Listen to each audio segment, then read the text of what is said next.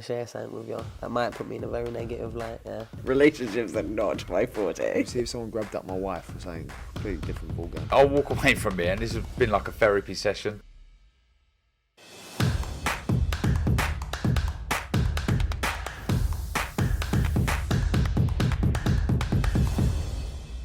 This is KUGAN CASSIUS for IFL TV, proudly sponsored by Everlast.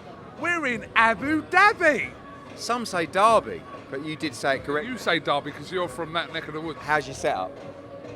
Unreal. Levels.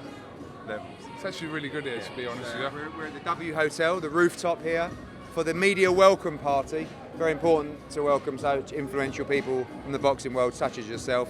Fighters will be here shortly, ahead of a massive week for Abu Dhabi and a massive week for Matchroom Boxing, a massive week for the fighters. This is the start of something very special. I've not even had a beer. With the Champion Series here in Abu Dhabi. Cannot wait. All live and exclusive on DAZN all around the world. Obviously.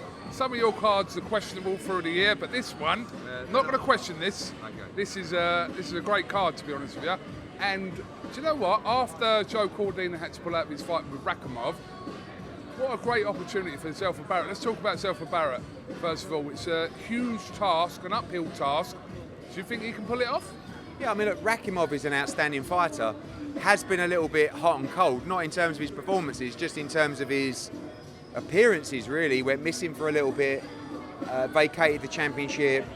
You know, he's back now, by all accounts, firing on all cylinders with Freddie Roach. This is a tough fight. It was a tough fight for Joe Cordina. It's a tough fight for Zelfa Barrett, but what an opportunity.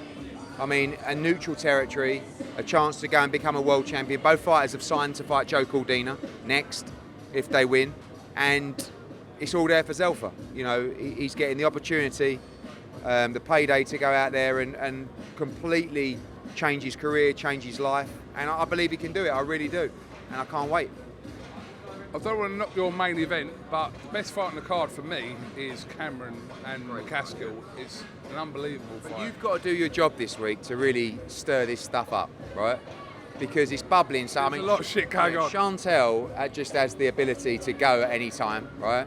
Rick Ramos is a wind-up merchant. Jessica McCaskill, you know, she's ready to go as well. Even Jamie Moore, Nigel Travis. I want you to stir the pot, Coop. Can you do that for me? Give me What full. are you doing with that camera? Now, I'm trying. You're You're moving. now like that. I know. Hold the mic. Where's Parsons when you need him? There you go. Don't move. You're a swayer. That's the problem. All right, I'll try my best. We'll get Great fight though. Look, we've seen some amazing fights. You know, Taylor Serrano, Shields Marshall, Baumgardner Mayer. This one I think could be right up there with them. Every belt on the line in the 140-pound division. I spoke to Chantel Cameron earlier, and her words, she was pissed off because there was such a long delay. You announced the tournament, there was a big gap in between this fight happening with McCaskill. So do you want to just kind of address why it's been so long before we've seen this? I mean, you know, Kaylee Reese obviously medically couldn't fight anymore, so the biggest problem was, you know, and I wanted to sit down with Chantel because I could see she wasn't happy, but, you know, we needed to explain the job that we'd done for her as well, which was get her a world title shot during lockdown, defend it in Las Vegas. We created a tournament at 140 pounds, really for Chantel Cameron to become undisputed. Unfortunately for her, after a great fight with Mary McGee and Kaylee Reese beating Kamara, Kaylee Reese never boxed again. And we waited for her for a long time. Then we gave Chantel the fight with Bustos, and now she fights Jessica McCaskill for undisputed. So it's all worked out great, but it's been frustrating for Chantel.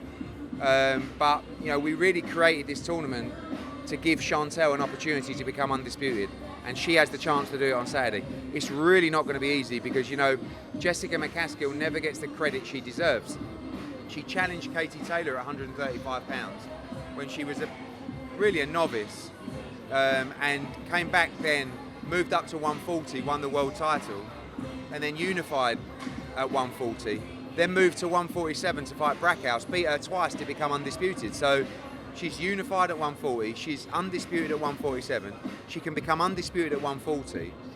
Sometimes Jessica McCaskill doesn't get the credit she deserves, and they are two very, very tough women, and that is going to be a tremendous fight on Saturday.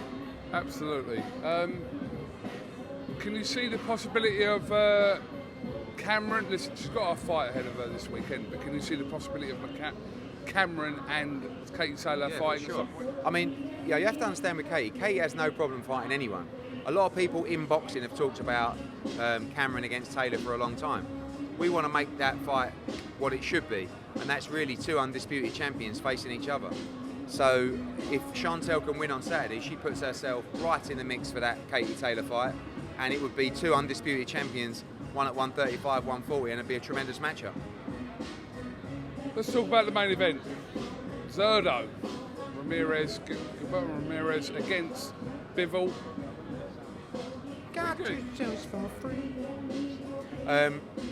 Bivol against Zerdo is one of the best matchups in the sport.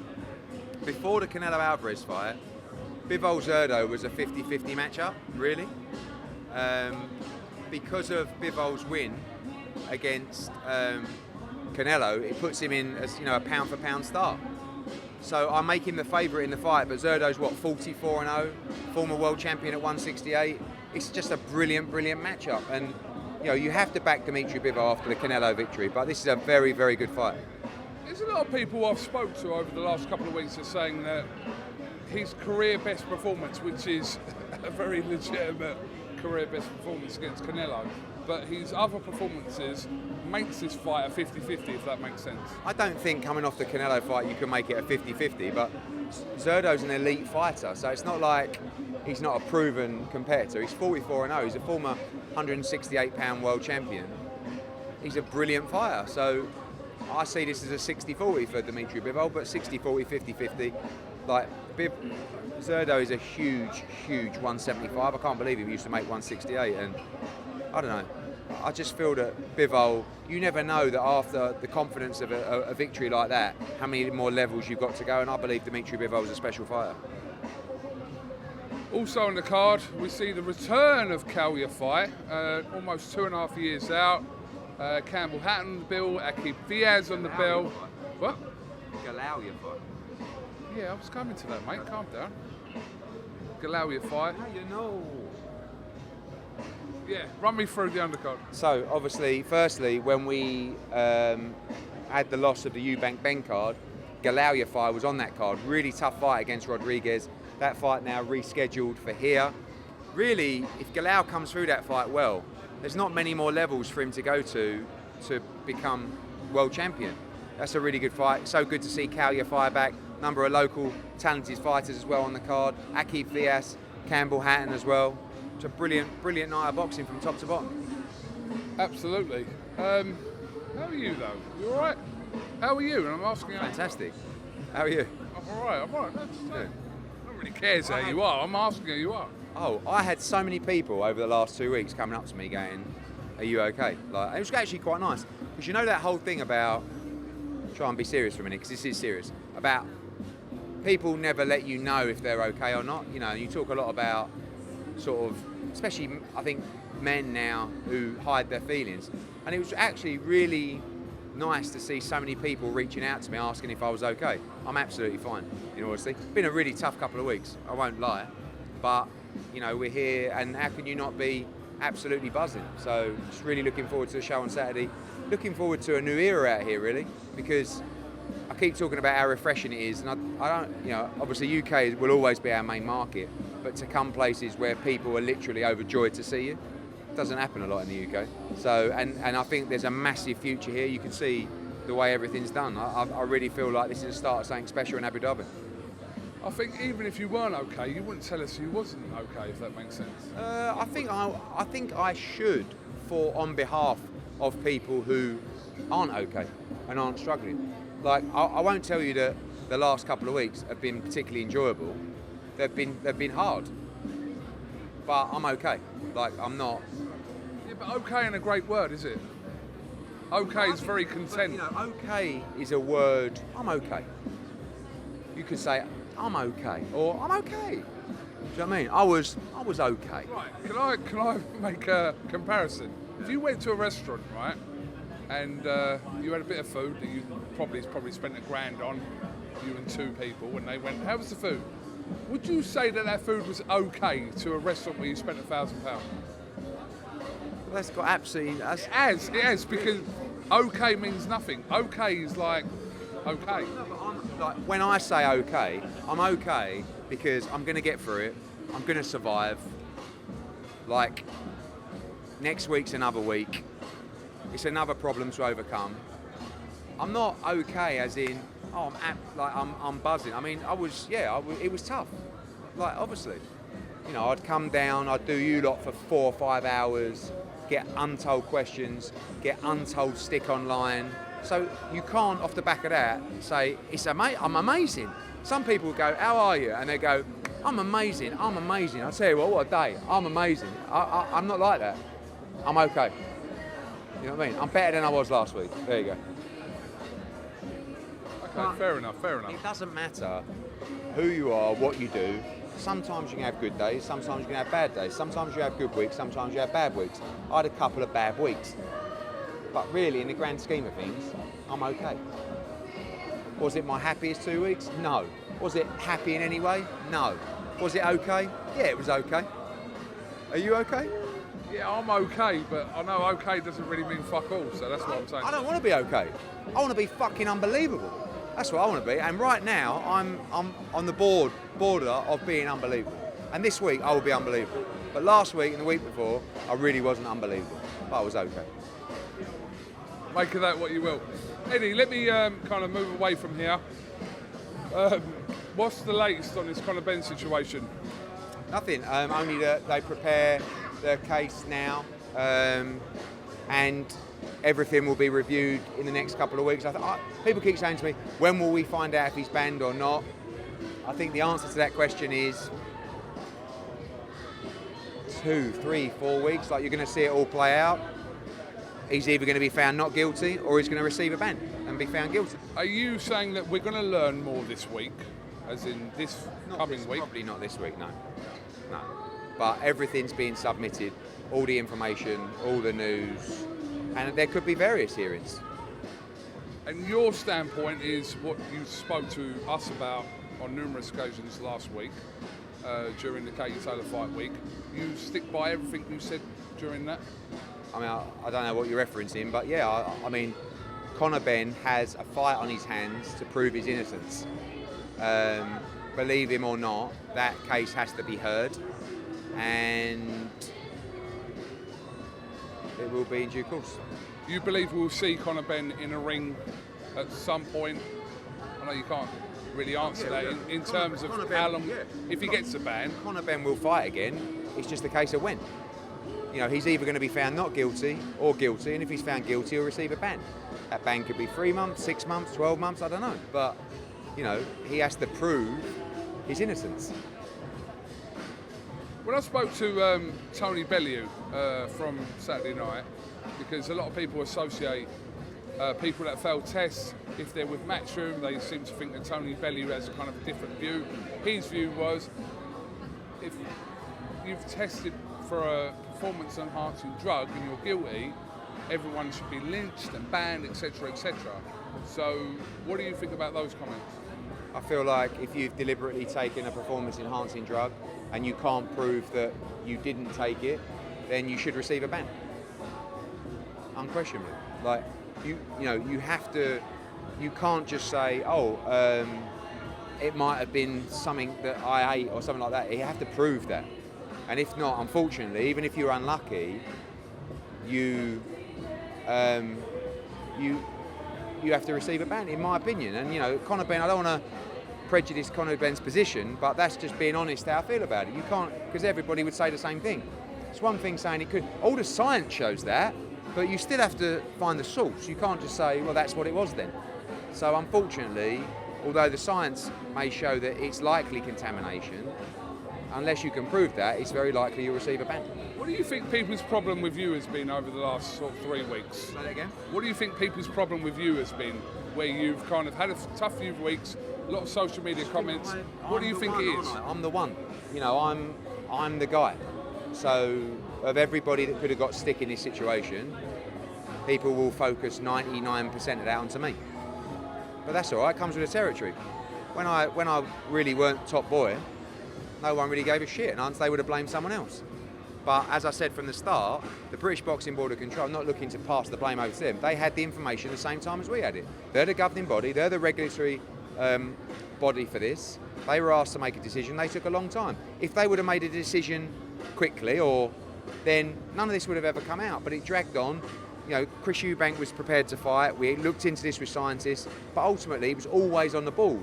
Now when they came back 3 days before the fight, yeah, probably the mistake that we made was probably looking at our options once they've made that decision. Because it had been so many weeks, it was like, I can't, you know, now you want to tell us after going quiet that, so yeah, that was probably the mistake we made, hands up, but they made the right decision. I just don't know why it took so long. And because it took so long, well I do know why it took so long, because of the information they received, which will come out in the case. But I believe they made the right decision. But if they would have made it earlier, none of this would have ever happened. But they had a tough decision as well. Is there an argument that you as a promoter could have, in the power that you're in, could have done more? Contractually, no. I can't pull the fight. Chris Eubank can pull the fight. If you pull yourself away from the fight and make that clear to the fighters. I have a contract with the fighters to take. In the contract, it's very clear. The British Boxing Board of Control must sanction this fight. We asked them the question, we gave them the information, and we waited for their decision. When they said no, we chose not to proceed with the fight. But I can't, at that moment, legally, contractually, I can't pull the fight. But it's irrelevant because everyone's going to blame me anyway. But the board were given the information for a decision. Unfortunately, it took a long time. One thing I will say about this situation, I think of all the relevant parties that can be talking about this situation, we've really only heard from you and CASSIUS and the 2 interviews with Conor that he did with the broadsheets. So everyone else kind of are not accessible to speak to about the situation. So Who do you want to speak to? well, I'd like to speak to Conor. I'd like to speak to Chris Eubank, the board. Absolutely, but they're not accessible at the moment. So The problem is obviously Conor Benn has his own legal fight, right? So that's quite important. And I know people want to hear from him, and I know you want to get interviews with him, but really at the same time, he will take legal advice that will say, look, you've got a case coming up. I want you going out giving interviews. You need to get ready for this. I would like the British Boxing Board of Control to probably say a bit more, but that's not really their style. And, you know, there's confidentiality on these things. It's not a great situation. I can't win because I was told not to answer questions. I didn't answer any questions. Then I thought, no, I should go and answer some questions. Then I'm talking too much, apparently, and but I'd rather just talk and let you know my opinion. I did that, and then you can rate whether you agree with that or don't agree with it. I'm sure we did some things wrong. It was a very difficult situation, but ultimately, and again, not to pass the buck, at that moment, we have to wait for the board to decide whether they'll sanction the fight or not. Eventually, after many weeks, they decided not to sanction the fight. Right decision. The fact it took so long made it look a lot worse, in my opinion.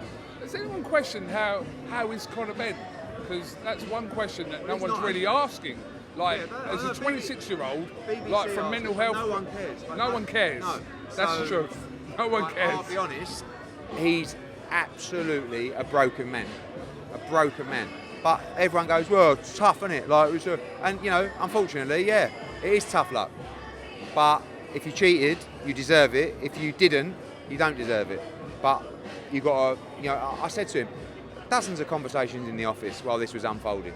You know, and the answer is whatever way you look at it, it's in your system. So we've got to deal with it, you know?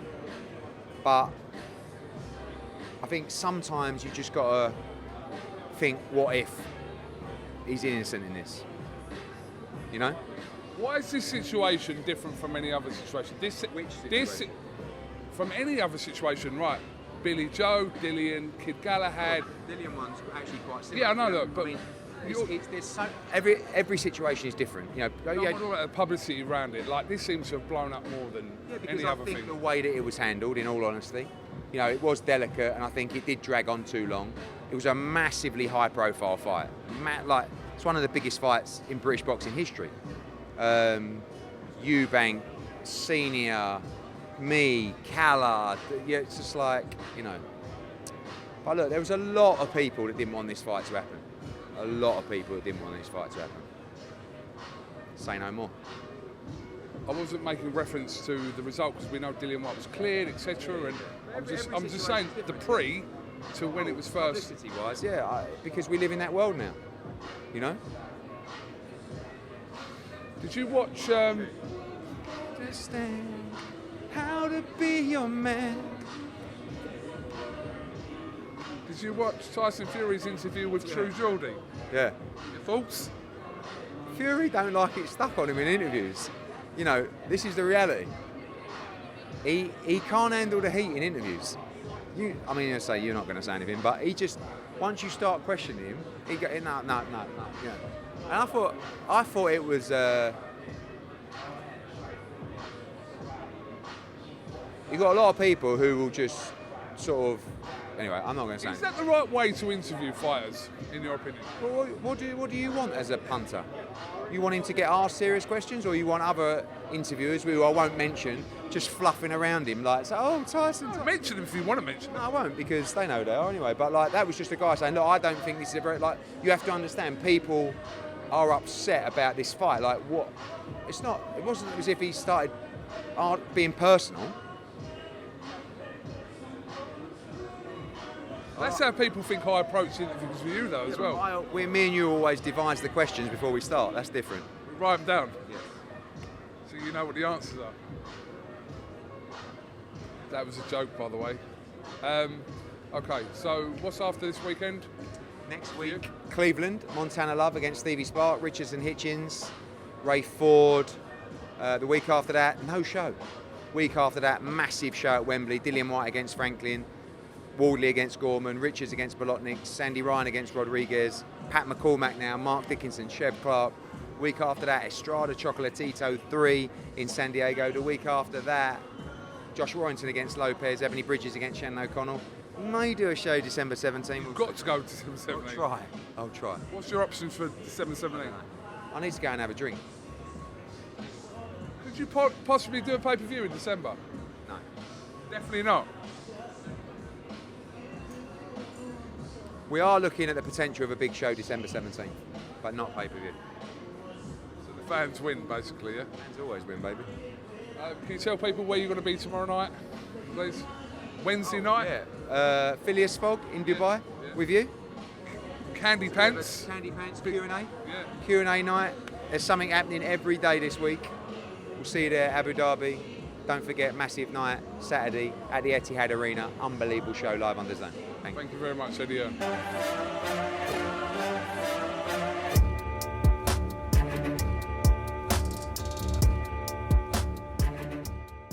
going to share something with you. That might put me in a very negative light, yeah. Relationships are not my forte. See if someone grabbed up my wife or something. Completely different ballgame. I'll walk away from here, and this has been like a therapy session.